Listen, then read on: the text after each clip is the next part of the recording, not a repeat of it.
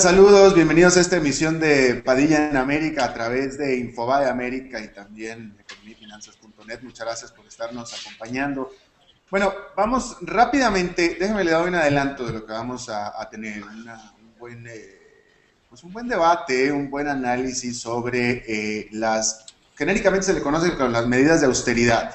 En este momento Europa está inmersa en estas medidas de austeridad, América Latina lo estuvo en su tiempo, vamos a hablar de esto también, pero el debate que está ahora sobre la mesa es el hecho irrefutable de que austeridad o medidas de austeridad necesariamente significa baja de actividad económica, que en estos casos estamos hablando ya de economías que de por sí estaban en recesión y que hacen en el corto plazo que se profundice esta recesión, y eso es ahora lo que se está debatiendo y vamos a tratar de encontrar, pues a ver si hay una alternativa, pero eso será más adelante porque vamos a hablar de los mercados que en general han estado bastante bien. Daniel Stico, editor económico de Infobae desde Buenos Aires. ¿Cómo estás, mi querido Daniel? Hola Alberto, todo muy bien, buenas tardes. Sí, los mercados estuvieron bien hasta el viernes. Hoy fue un día de respiro, de toma de ganancias. Todos los mercados, con algunas excepciones, acusaron fuertes bajas. El Dow Jones cayó 0,93, el Nasdaq 1,51, el Standard Poor's 500 1,15, el Bovespa de Brasil 1,28.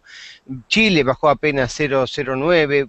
Perú 0,73, el Merval de Buenos Aires 2,91 de caída, solo se salvó básicamente México con un aumento del 1,08%.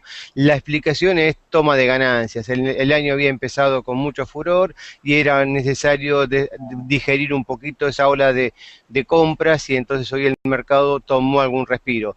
La explicación de los fundamentals dice que aparecieron temores de que nuevamente Europa entrara en crisis, y eso asustó un poco a los operadores y buscaron entonces su refugio, sus inversores, sus inversiones en oro, que subió 0,25% en la jornada.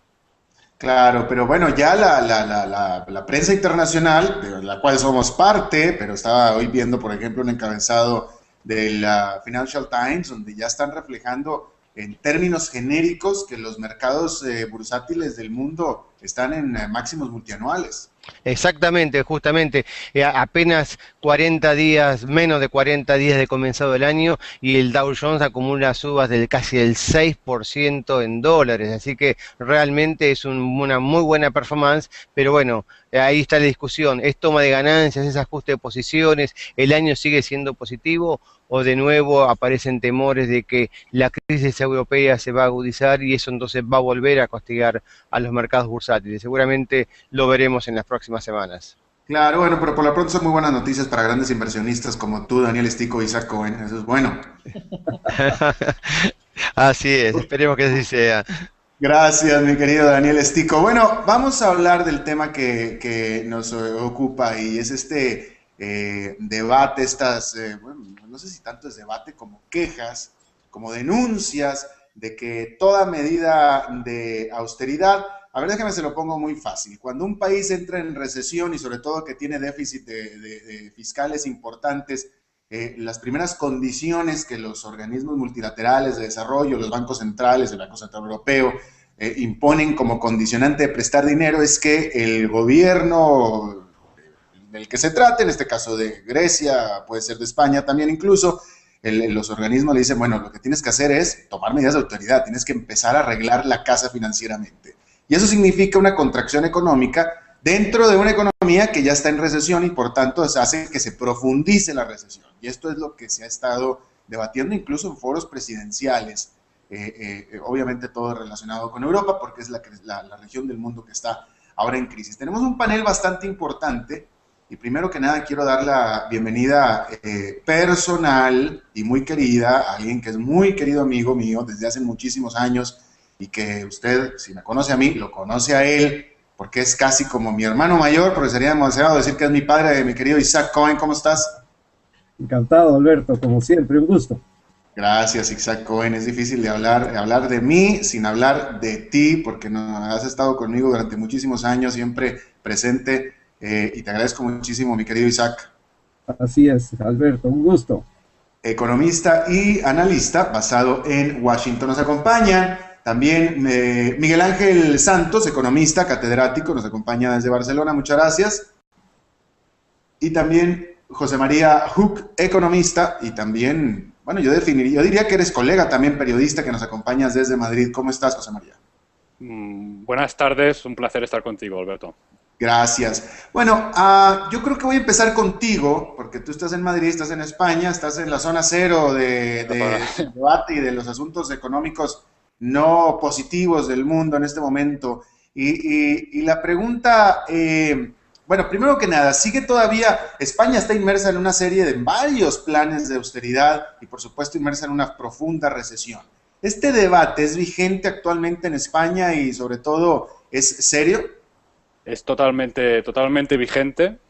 Yo creo que de hecho es el tema en mayúsculas con el que se mueve la discusión política y económica en España en estos momentos, ¿no?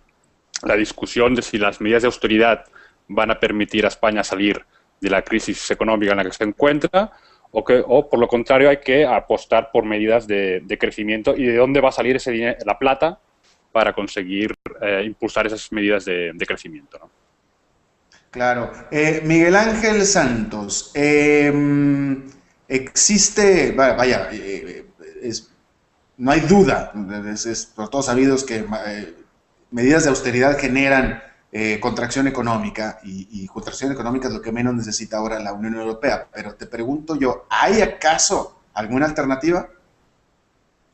Bueno, el término en cuestión de política, Alberto, siendo consistente, si tú estás en el extremo derecho de política en los Estados Unidos, tú apuestas por una baja de impuestos y una reducción del tamaño del gobierno federal que estimule la actividad económica privada. Y si estás en el ala más de centro-izquierda, apuestas por un aumento del gasto público, quizás un incremento del déficit que de alguna medida ayuda a recuperar la confianza y levantar la actividad económica. Lo que están haciendo aquí es una cosa con pocos precedentes, recuerdo algunos casos de América Latina, que es un recorte de impuestos, de gasto muy fuerte en una época de recesión, combinado con un aumento de los impuestos. Entonces tú dices, bueno, yo cuando escucho a los republicanos entiendo, no lo comparto, pero entiendo a qué están apostando. Están apostando que una reducción impositiva recupera la confianza, estimula la inversión y el gasto privado. Si escuchas a los demócratas, sabes a qué están apostando a caer en más déficit, a cambio de que un aumento del gasto público recupere un poco la actividad económica y la recaudación. Cuando miras lo que está pasando aquí, como acaba de decir exactamente la persona que intervino antes que yo, te preguntas un poco a qué están apostando, porque es un recorte del gasto muy fuerte en medio de una recesión muy fuerte, combinada con una subida de impuestos. Entonces, la pregunta clave que se hacía aquí es, bueno, ¿de dónde va a venir la inversión que hace falta para que España sustituya toda la producción y todos los empleos que perdió cuando cayó la burbuja del sector construcción? Y la verdad no se ve muy claro porque a nivel nacional no puede venir porque está cayendo la renta nacional y inversión extranjera es muy raro que venga porque todavía los salarios españoles ajustados por productividad son mucho más altos que los del resto de Europa, entonces tampoco va por ahí.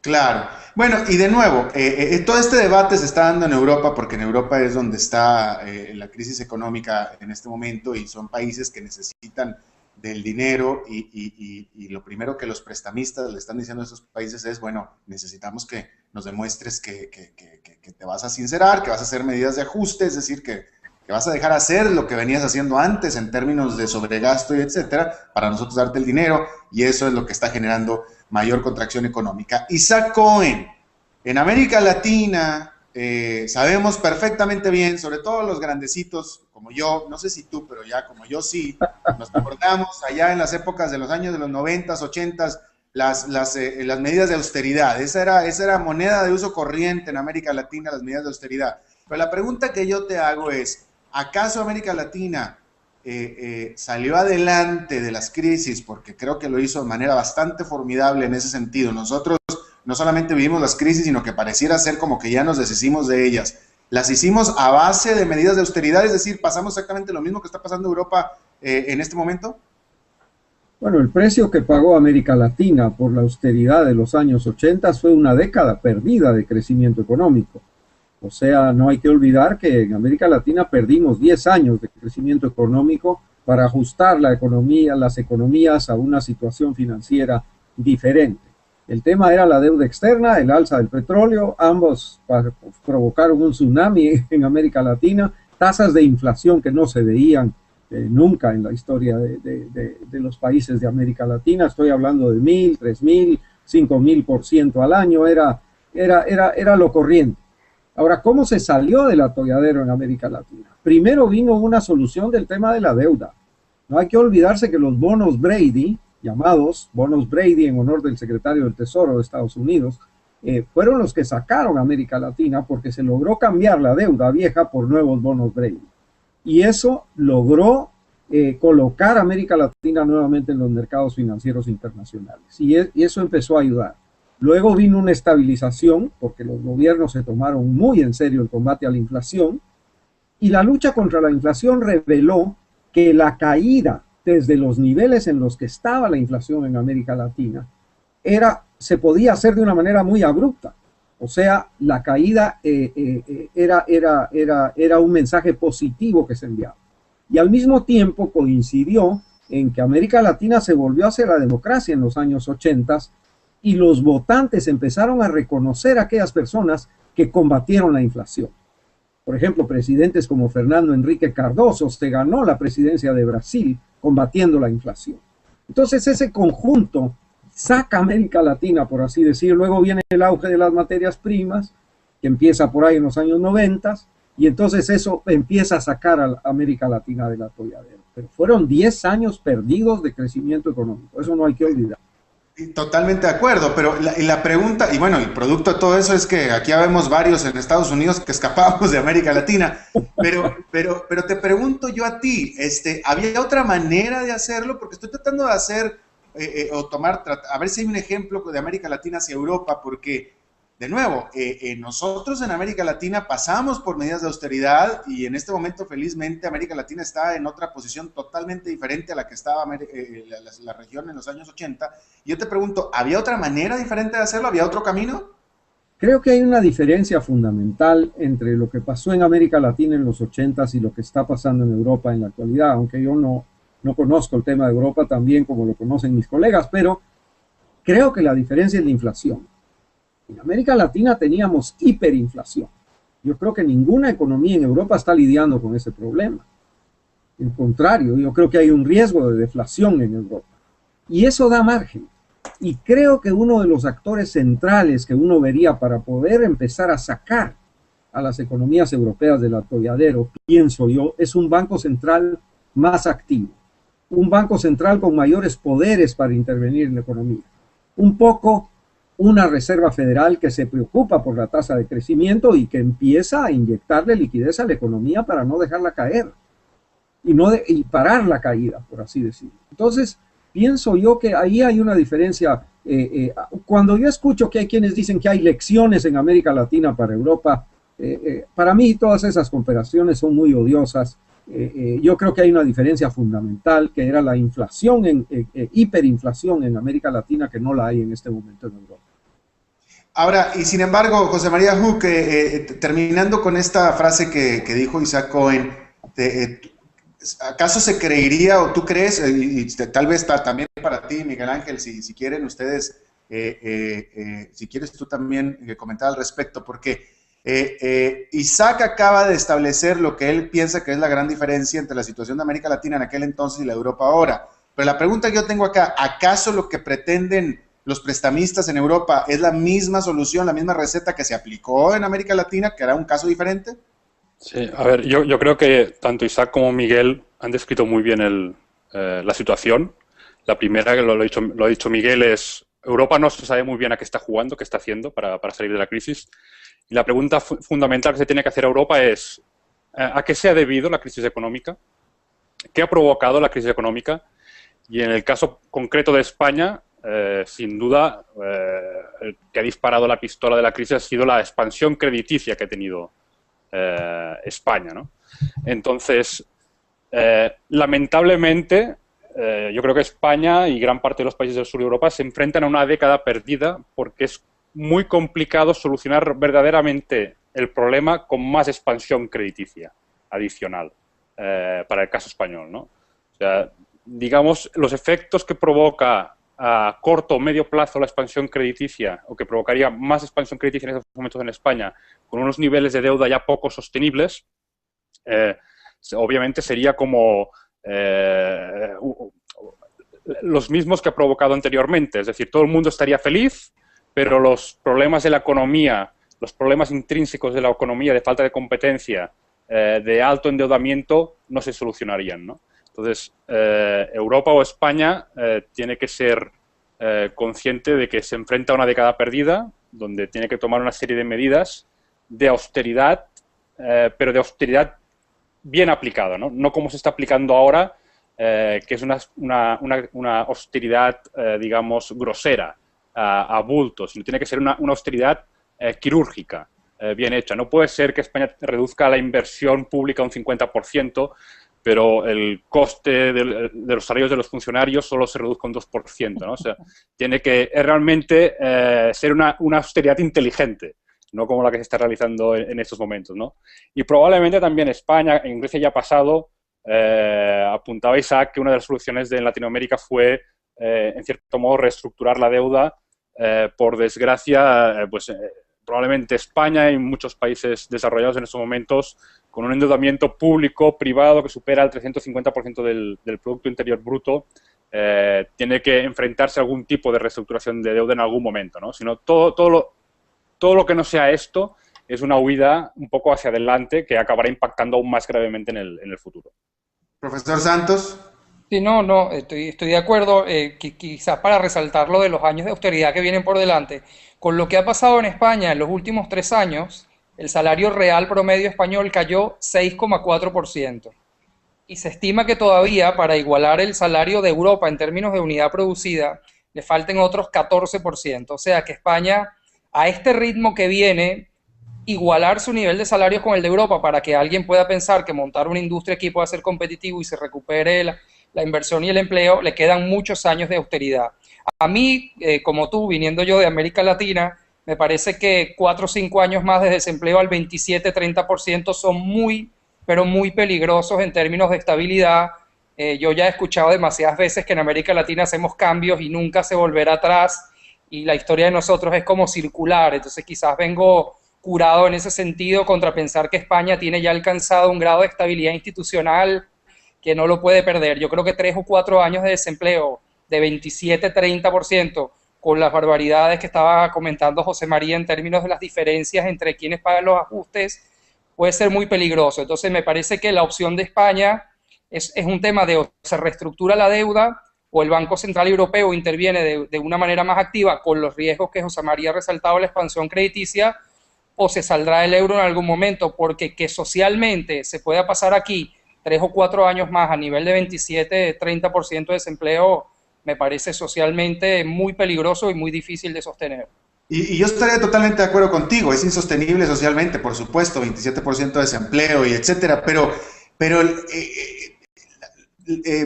¿cuál es la alternativa? Es decir, ¿de qué otra manera se puede, uno, empezar a crecer, pero dos, crecer sanamente sin los vicios y sin los problemas y los errores de lo que nos trajo a esta problemática desde el principio? Bueno, España tiene un problema bancario que es bueno separarlo como el problema económico y que es lo que lo está complicando más. Pero digamos, ¿cómo han salido los países que tienen su propia moneda de esta crisis con los mismos riesgos bancarios? Bueno, imprimiendo dinero y monitoreando la inflación. Yo percibo en Europa una obsesión con la inflación muy fuerte. Y si España, con una inflación el año pasado que apenas rozó el 2%, quiere llegar a corregir su desventaja salarial, tiene que tener lugar una deflación de salario fenomenal. Entonces, ¿qué opción habría? Mira, la opción de una expansión monetaria, ¿cómo llega esa expansión? Por 2 vías, o la hace el Banco Central Europeo, y algunos países que ya están más cerca de pleno empleo experimentan una inflación mayor. Digamos que Europa viva con Alemania en 5 o 6 y España en 3 o 4 de inflación, no me parece una catástrofe. Sí me parece una catástrofe el nivel de desempleo actual de algunas economías. Esa sería una primera opción. Y una segunda opción es salirte del euro e imprimir dinero y tratar de generar un marco de políticas coherente que haga esa salida creíble con la catástrofe que ha sido, porque ya sabemos también, tú en el caso de Argentina, una vez que haces una promesa de no salir de un esquema, salir del esquema se hace terriblemente costoso, pero me parece que pasa por allí. Ahora, Isaac Cohen, aquí el profesor Santos dijo algo que me pareció también bastante interesante, porque en su momento América Latina, bueno, hasta la fecha también, pero en su momento cuando estaba en crisis América Latina tenía un instrumento muy usado que la Unión Europea no puede utilizar, que es la devaluación. Efectivamente, no, eso es cierto, o sea, pero estamos suponiendo, por lo menos de mi parte, que hay una solución dentro de la zona del euro. Y la solución tiene que venir inicialmente del Banco Central. Hemos visto que cuando el Banco Central Europeo ha dicho que está dispuesto a hacer lo que sea necesario para mantener el euro, en ese momento los diferenciales de los bonos emitidos por España, por Italia, se han reducido y ha sido más, digamos, más factible emitir bonos en el mercado a tasas de interés menos onerosas. De manera que eso significa de que hay una salida que presupone un activismo mayor por parte del Banco Central Europeo. Estoy suponiendo de que se logran superar las aprehensiones de Alemania y todo ese tipo de problemas. O sea, si hay la decisión, luego viene una renegociación de la deuda. Es que tampoco se puede dejar eso así. Grecia lo está haciendo, lo ha hecho ya 2 veces. Ha habido recortes de pelo para los acreedores en Grecia sin que hayan habido grandes protestas, a mi manera de ver. Algunos han protestado, pero la mayoría han aceptado recortes de pelo. Yo creo que va a haber que llegar a eso. Y en ese momento, una vez que se haya tratado de controlar el tema de la deuda y que se tenga acceso a los mercados financieros, se pueden empezar a tomar medidas de reactivación económica. Ahora, yo creo que eso puede suceder dentro de la zona del euro, que fue la primera opción que dijo Miguel Ángel, ¿no? Pero yo la salida del euro, pues no me la quiero ni imaginar, porque sería una catástrofe para todos los miembros de la zona del euro. José María Hook, este programa se ve mucho en Argentina, por supuesto, y de Argentina nos mandan preguntar, bueno, ¿y qué tiene de malo la solución argentina, que fue única, de declarar el default? Todo el mundo aquí el que gana soy yo soy el que establezco mis reglas, no le pago absolutamente a nadie, me quedo con el dinero y no entro en recesión, o mejor dicho, no hago contracción del gasto, sino al contrario, lo expando. Y por un momento le funcionó por algunos años. Con Grecia se hablaba mucho del caso argentino. La pregunta es si en España, donde tú estás, hay algún movimiento, algún pensamiento al respecto. No, de momento el tema de hacer default de la deuda es un tema tabú en España, aunque yo creo que lo más honesto que puede hacer un acreedor, como hizo Argentina, es decir, no puedo pagar, señores, lo siento mucho, los inversionistas han perdido parte de su inversión, ¿no? Yo creo que es lo más honesto. Pero en España en estos momentos es un tema absolutamente tabú insinuar por parte de incluso todos los partidos políticos, gobiernos y gran parte de los economistas algún tipo de default o reestructuración de la deuda española. El mensaje que se ha transmitido o se sigue transmitiendo es que España es solvente y que el nivel de deuda español es perfectamente asumible. Ese es el mensaje, esa es la realidad. Ese es el mensaje oficial. La realidad para mí, personalmente, mi opinión es que no. Sobre todo si a la deuda pública, al nivel de deuda pública del gobierno, le añadimos el nivel de deuda privada, de empresas, hogares y bancos, el nivel global de la deuda española es, yo creo que, todavía lo miraba, el segundo más elevado del mundo por detrás de Japón, ¿no? Claro. Profesor Santos, usted es de Latinoamérica igual que yo, igual que Isaac también, y cuando escucho ahora, por ejemplo, a José María, José María simplemente me lo recordó, pero esta historia de los gobiernos que dicen estamos bien, tenemos la capacidad, no pasa nada, etcétera, no la sabemos, nosotros, tú estás joven, Miguel Ángel, pero ya Isaac y yo no la sabemos, pero muy bien. Y entre más decían que todo estaba bien, más se hundía el Titanic. Pero eso también pasa con, se dice en América Latina de los militares, que los militares son fieles hasta el día que no lo son. Pero bueno, esa es la manera más eficiente de hacerlo. Tú no puedes venir a decir que estás cerca de ser infiel y que te lo estás pensando y tal. Eso lo tienes que hacer de un momento a otro. Me parece, coincido plenamente que el tema es tabú. Irónicamente, Alberto, la evidencia empírica y Argentina en ese sentido va a la vanguardia de alguna forma, es que aunque los mercados te amenazan de que no volverás más nunca si haces default, la evidencia empírica de los países que hacen default es que entre 3 y 4 años después del default están de vuelta en los mercados internacionales. Digamos, tú reportas mucho mercado, hay mucho apetito por ahí en el mundo para activos de riesgo, y a los 3 o 4 años Argentina ha sido capaz de volver a los mercados internacionales tras sus episodios grandes de default, de manera que es un tema tabú porque estratégicamente tiene que serlo, porque es una opción que no la asumes hasta que no tienes ninguna otra. Yo creo que España tiene algunas otras opciones. Esta austeridad a ultranza, sin apoyo del Banco Central, me parece que es un juego de estrategia. Europa está aprovechando la austeridad y la necesidad española para obligar a que España haga unas reformas, y evidentemente en ese aprovechando se arriesga la estabilidad social y la propia inscripción de España dentro del euro. Me parece que están forzando un poco la barra y bueno, España está haciendo unas reformas, y si el Banco Central Europeo responde y hay una reestructuración ordenada de la deuda, me parece que la opción del default, digamos, del default a la nuestra, a la latinoamericana, se puede evitar. Pero fíjate, a la hora de la hora, el default argentino se dio simplemente por presión popular. O sea, la situación popular en Argentina era muy diferente a la social, era muy diferente, o el descontento social en aquel entonces llegó a un punto crítico que en España todavía no llega. Pero sin embargo, tú acabas de decir que en 3, 4 años de seguir la situación así, en España pudiera llegar a ese punto. La pregunta que yo tengo aquí, y esta es la última, es ¿qué es lo que puede de hecho pasar diferente para evitar que dentro de 3, 4 años sigamos igual y que por tanto la población española, como tú habías dicho, diga hasta aquí ya no más? ¿Para quién es eso? ¿Algún otro? Isaac. A ver, Isaac, adelante. Sí, mira, no, yo quería decir algo. Por eso utilicé el término renegociación de deuda. ¿Qué es lo que está haciendo Grecia? Grecia ha renegociado 2 veces. 2 veces. Y los acreedores han aceptado recortes de pelo. O sea, esto se puede hacer de una manera ordenada. No existen tribunales de quiebra en el sistema internacional ni en la Unión Europea donde uno pueda ir a declararse en quiebra. Argentina recurrió a la falta de pago, a la suspensión de pagos, porque los acreedores internacionales le dijeron ya no más. O sea, tampoco fue una predilección a Argentina hacer el default. Lo que pasó es que los acreedores internacionales le dijeron no más, como dijo el famoso boxeador panameño. Y eso significó de que ya no tenían acceso al financiamiento internacional.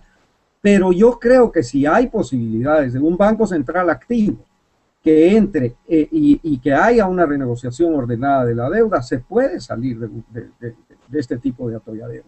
Sin devaluar, porque los europeos no pueden devaluar. Argentina se tuvo que salir de la promesa de un tipo de cambio fijo estrepitosamente y eso pues la llevó a dar bandazo y medio. Con lo cual se ve el costo que tiene salirse de una moneda fija como es el euro en este caso para los miembros de la eurozona. Por supuesto. Profesor Santos, ¿te quedaste con una idea en la boca? No, la idea, concretamente a tu pregunta, es el tema de el mayor apoyo a Europa del Banco Central Europeo, y como los niveles de desempleo en los países son completamente diferentes, una política expansiva en términos monetarios va a generar una mayor inflación en esos países que hoy en día tienen niveles de empleo mayores, caso Alemania y tal. Y esos diferenciales de inflación es precisamente lo que se necesita para que los países que están en el lado más grande del desempleo empiecen a corregir esa diferencia sin tener que pasar por el proceso que es muy doloroso socialmente de deflación de salarios. Además que en España se da una característica muy especial, que es una economía que se ajusta no por cantidad, no por precios, sino por cantidades. Entonces el salario no cae, ha caído 6,4% en 3 años, pero las cantidades se vinieron al suelo de una manera brutal a 27% de desempleo. Entonces a ese ritmo va a ser muy lento. Entonces la solución pasa por una renegociación de la deuda que mantenga el flujo de dinero abierto hacia las economías de Europa que están en problemas, como se hizo en América Latina, y por una actividad mayor del Banco Central Europeo que ciertamente le va a traer algo más de inflación a los países. Eso que dice mucho la gente de que si se devalúa dentro de Europa las diferencias de inflación se va a redistribuir el desempleo, bueno, es un poco cierto también. Habrá algunas repúblicas que hoy están muy cerca de pleno empleo que terminarán con un poco más y se redistribuirá un poco el desempleo de los países que hoy en día están más en problemas. Claro. Miguel Ángel Santos, profesor catedrático y economista desde Barcelona, te agradezco muchísimo tu buena disposición de charlar con nosotros. José María Hook, economista y también periodista, colega desde Madrid, te agradezco también muchísimo tu buena intención de charlar con nosotros. Saludos. Muchas gracias. Y por supuesto Isaac Cohen, analista, comentarista, también periodista y economista y sobre todo buen amigo mío desde Washington. Te agradezco mucho también, Isaac. Un placer, como siempre, Alberto. Gracias, muy amables a todos. Bueno, y eso es todo lo que tenemos por esta emisión de Padilla en América. Muchas gracias por habernos acompañado. Nos vemos en la próxima y que la pasen muy bien.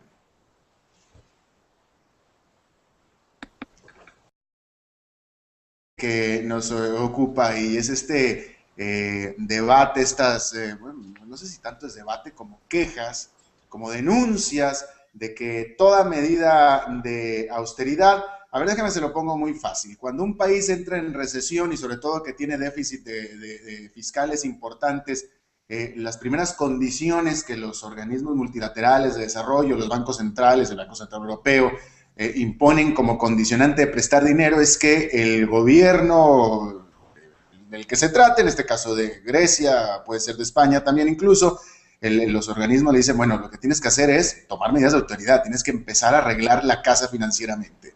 Y eso significa una contracción económica dentro de una economía que ya está en recesión y por tanto hace que se profundice la recesión. Y esto es lo que se ha estado debatiendo incluso en foros presidenciales.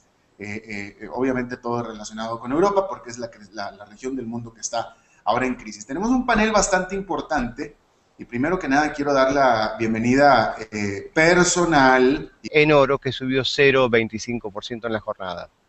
Claro, pero bueno, ya la prensa internacional, de la cual somos parte, pero estaba hoy viendo, por ejemplo, un encabezado de la Financial Times, donde ya están reflejando en términos genéricos que los mercados bursátiles del mundo están en máximos multianuales. Exactamente, justamente, apenas 40 días, menos de 40 días de comenzado el año y el Dow Jones acumula subas del casi el 6% en dólares, así que realmente es una muy buena performance, pero bueno, ahí está la discusión, ¿es toma de ganancias, es ajuste de posiciones, el año sigue siendo positivo o de nuevo aparecen temores de que la crisis europea se va a agudizar y eso entonces va a volver a castigar a los mercados bursátiles? Seguramente lo veremos en las próximas semanas. Claro, bueno, pero por lo pronto son muy buenas noticias para grandes inversionistas como tú, Daniel Stico y Isaac Cohen, eso es bueno. Así es, esperemos que así sea. Gracias, mi querido Daniel Stico. Bueno, vamos a hablar del tema que...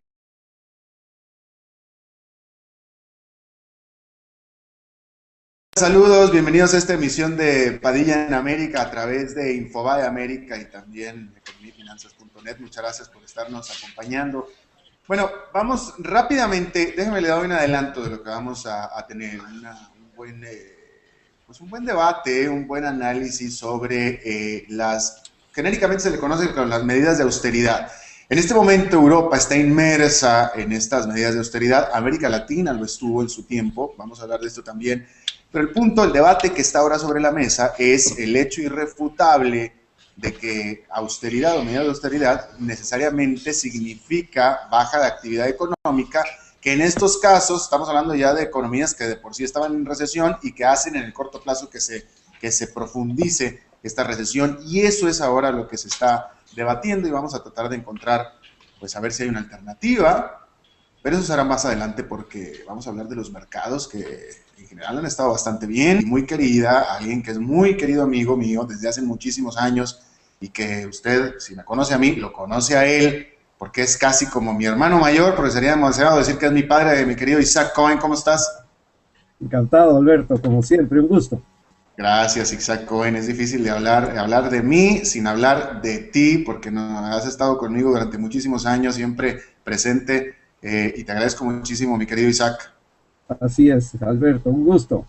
Economista y analista basado en Washington. Nos acompaña también Miguel Ángel Santos, economista, catedrático, nos acompaña desde Barcelona, muchas gracias. Y también José María Hook, economista, y también, bueno, yo diría que eres colega también periodista que nos acompañas desde Madrid. ¿Cómo estás, José María? Buenas tardes, un placer estar contigo, Alberto. Gracias. Bueno, yo creo que voy a empezar contigo, porque tú estás en Madrid, estás en España, estás en la zona cero de debate y de los asuntos económicos no positivos del mundo en este momento. Daniel Estico, editor económico de Infobae desde Buenos Aires. ¿Cómo estás, mi querido Daniel? Hola Alberto, todo muy bien, buenas tardes. Sí, los mercados estuvieron bien hasta el viernes. Hoy fue un día de respiro, de toma de ganancias. Todos los mercados, con algunas excepciones, acusaron fuertes bajas. El Dow Jones cayó 0,93, el Nasdaq 1,51, el Standard Poor's 500 1,15, el Bovespa de Brasil 1,28. Chile bajó apenas 0,09. Perú 0,73, el Merval de Buenos Aires 2,91 de caída, solo se salvó básicamente México con un aumento del 1,08%. La explicación es toma de ganancias. El año había empezado con mucho furor y era necesario digerir un poquito esa ola de compras, y entonces hoy el mercado tomó algún respiro. La explicación de los fundamentals dice que aparecieron temores de que nuevamente Europa entrara en crisis, y eso asustó un poco a los operadores y buscaron entonces sus refugios, sus inversiones